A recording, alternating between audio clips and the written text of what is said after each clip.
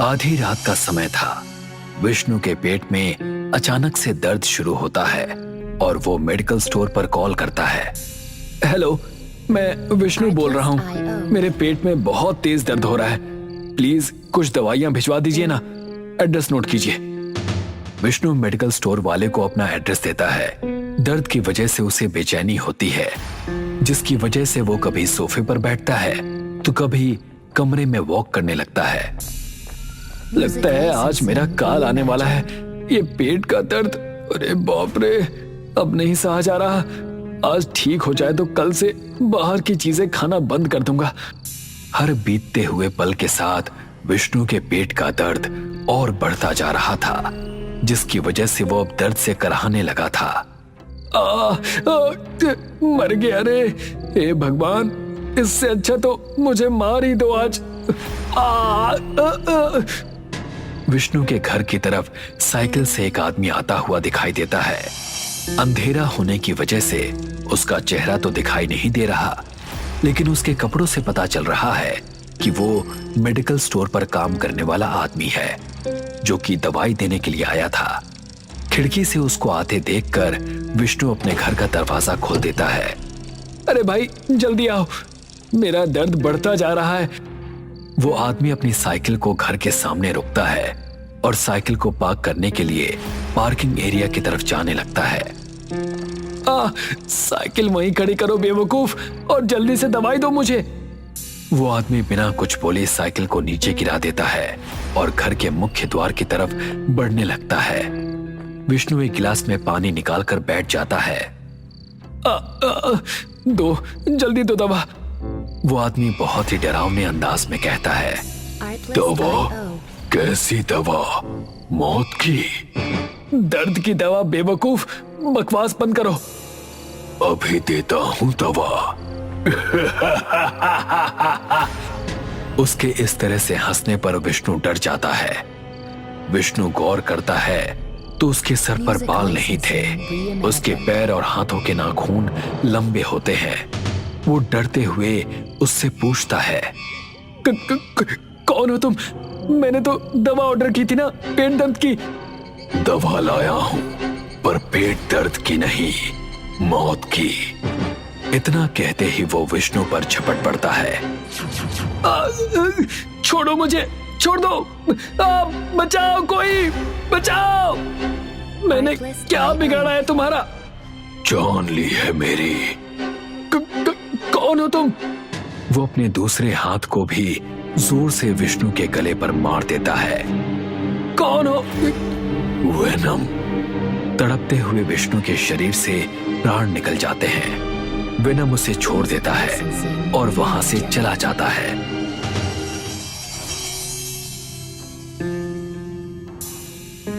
देखिए मैम, हम पता कर रहे हैं, और अगर ये बात मीडिया में लीक हो गई तो आपकी कंपनी को नुकसान होगा, क्योंकि जो आदमी घर के अंदर आया उसने हमारी कंपनी की ड्रेस पहनी हुई थी, सिर्फ इसीलिए।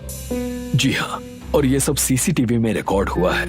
साथ ही कल आपके पार्टनर विष्णु ने आपके मेडिकल स्टोर पर कॉल करके दवाइयां ऑर्डर की थी।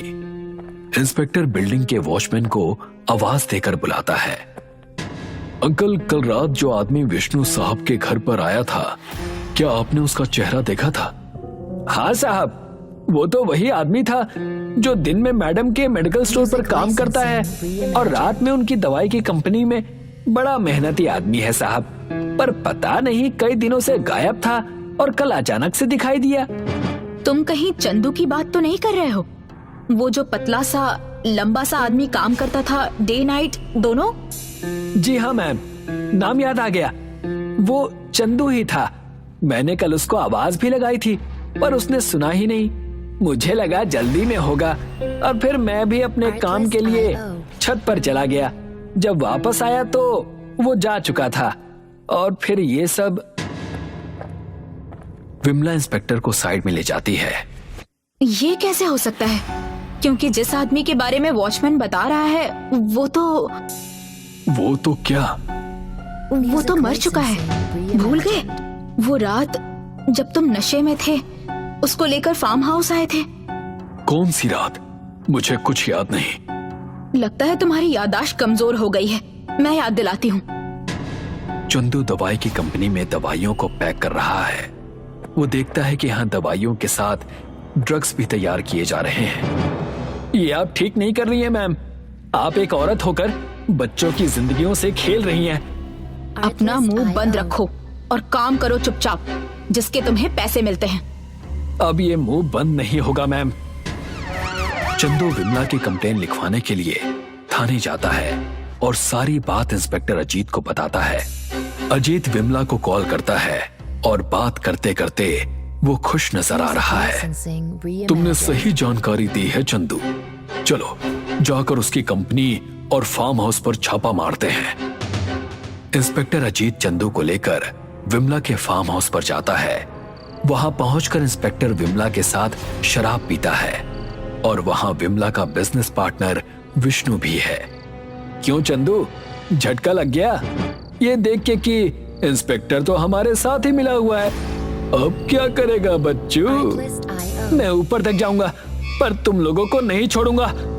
ऊपर तो जाएगा पर वहां से वापस नहीं आएगा। पता है ये ड्रग्स हम किससे बनाते हैं? वेनम से। और वो वेनम आता है उन सांप और बिच्छुओं से जो उस गड्ढे में पड़े हुए हैं। और जिस वेनम को तू एक्सपोज करने वाला था वही वेनम अब तुझे एक्सपायर करेगा बच्चे।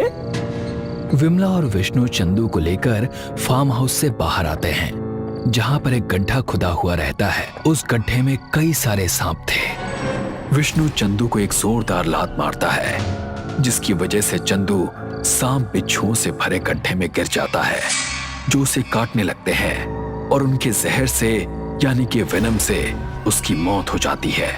अब तो सब याद आ गया ना? अगर ये वही है तो ये हम में से किसी को नहीं छोड़ेगा। क्या बकवास है ये?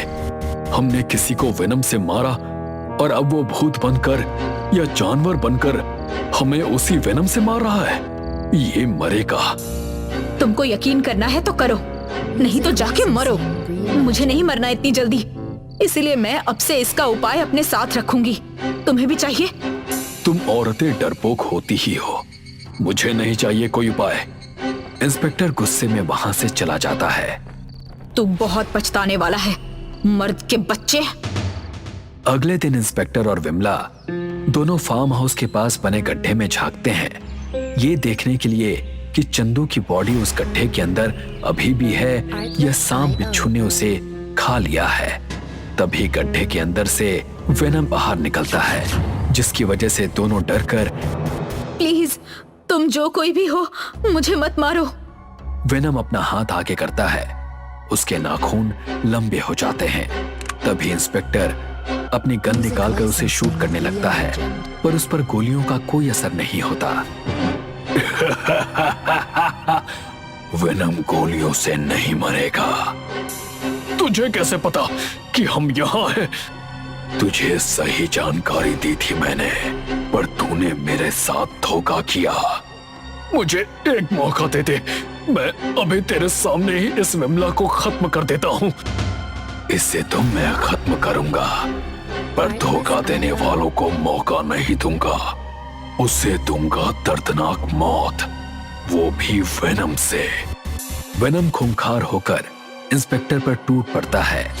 उसके शरीर पर एक एक करके सैकड़ों दांत मारता है, जिससे वो तड़पने लगता है।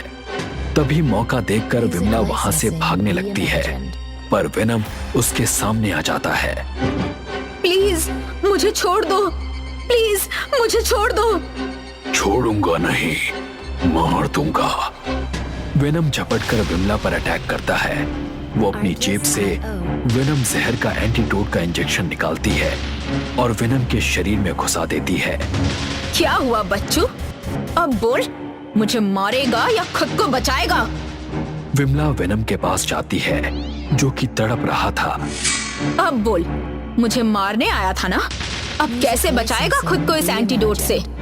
क्योंकि तेरी बॉडी में तो सिर्फ वेनम भरा हुआ है और ये एंटीडोट तो तेरे लिए मौत है।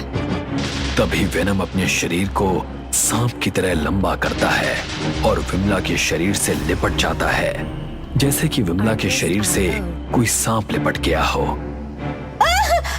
छोड़ मुझे, छोड़।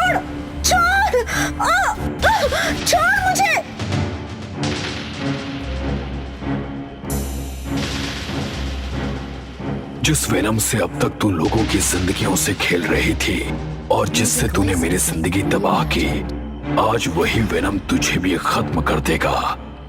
नहीं, प्लीज मुझे नीचे उतार दो। सही कहा, मैं तुझे नीचे गड्ढे में फेंक दूंगा, पर तू नीचे से सीधा ऊपर जाएगी और वहां से कभी वापस नहीं आएगी, मेरी तरह। वेनम के गड्ढे में कूदते ही उसके शरीर से लिपटी विमला के शरीर को सांप बिच्छू बहुत डंक मारते हैं, जिससे उसकी वही मौत हो जाती है। यहाँ पुलिस की जांच में पता चलता है कि सभी की मौत वेनम से हुई है और विमला की ड्रग्स बनाने वाली कंपनी को सील कर देती है।